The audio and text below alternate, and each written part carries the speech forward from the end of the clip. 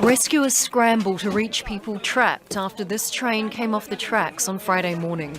The front of the train had passed through a tunnel when it derailed.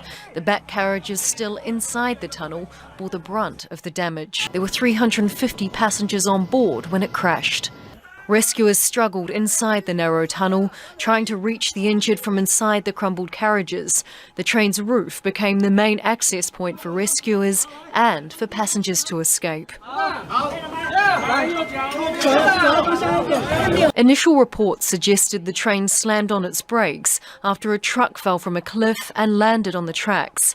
It's Taiwan's worst train disaster in over 3 decades.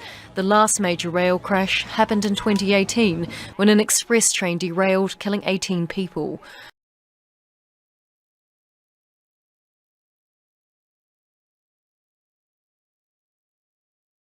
The National Security Council issued a travel advisory Thursday, warning that Iran may try to strike Israelis overseas and urging greater vigilance, citing recent situations toward Israel by Iranian officials.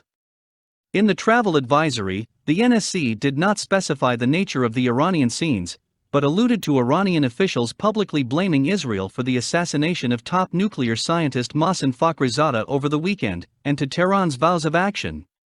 The NSC advisory listed countries neighboring Iran as places where Iranians could try to strike Israelis, including Georgia, Azerbaijan and Turkey, and Israel's 2 new Gulf peace partners, the United Arab Emirates and Bahrain, as well as Iraqi Kurdistan, the Middle East in general, and the entire African continent.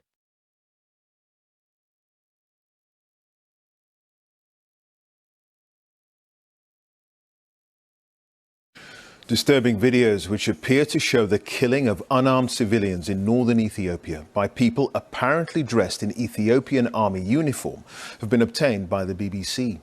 In November, the government launched a military campaign in the region of Tigray following an attack on an army base thought to have been carried out by the rebel Tigray People's Liberation Front. There have been accusations of serious abuses by all sides in the conflict.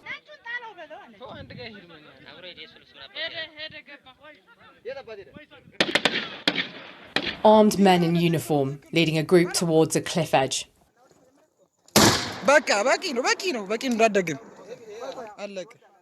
Bodies appear strewn across the ground. A man is urged to throw one off the cliff. These graphic videos and others like it were passed to the BBC and began circulating on social media last month.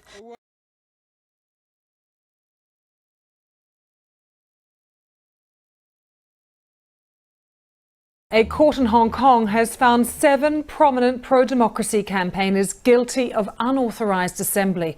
It's the latest blow to the city's democracy movement. The group were accused of taking part in assembly in August 2019 when the city was engulfed by anti-government protests. They had pleaded not guilty to the charge. Among those on trial, barrister and Democratic Party founder Martin Lee, who is 82, and media billionaire Jimmy Lai. Since their detentions, small groups of supporters have been surrounding the court building, although sentencing will be delivered at a later date.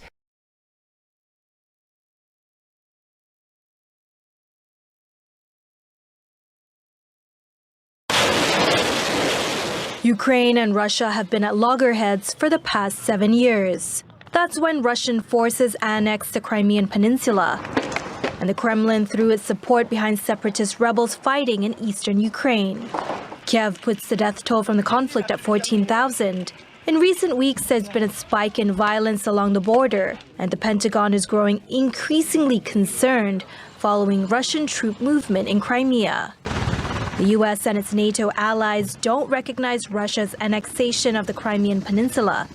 And in response to the Russian troop buildup along the border, the U.S. military's European command has raised its watch level from possible crisis to potential imminent crisis, the highest level. The Kremlin, though, insists its actions are not hostile.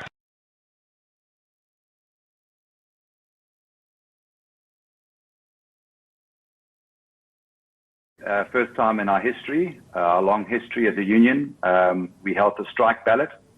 We currently represent 89% of all the pilots at SA, not just a handful like has been mentioned by the the Department of Public Enterprises. I think 89% is a rather large percentage of our members, and 98% of those pilots are voted in favor of going on strike.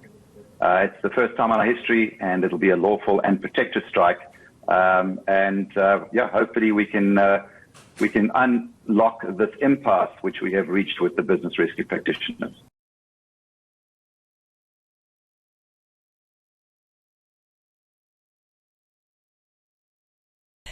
Towering 710 metres above sea level, high above the clouds and jungle mountains, almost touching the stairway to heaven, a giant, jaw-dropping engineering effort. Piece by piece of intricate mosaic artwork, checked and secured, the rust removed and parts finished. And the woman behind Christ's facelift, Cristina Ventura, exatamente a gente tratar da conservação preventiva. Who admits every time I look out, it's exciting. This is her view from the outstretched arms, but inside it's very different. Harnesses, tiny winding staircases, and crammed into these spaces 40 architects working alongside archaeologists to preserve 90 years of history, hoping it will last 90 more. Fair to say, if scaling heights puts the fear of God into you, it's not your job.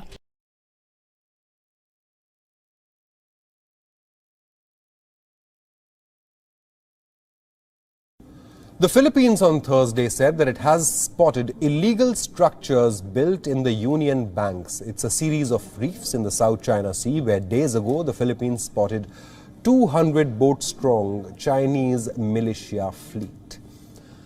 The location is near where a fleet of Chinese fishing vessels had gathered in recent weeks. The Philippines military said the man-made structures were spotted during maritime patrols and that their presence violated international law.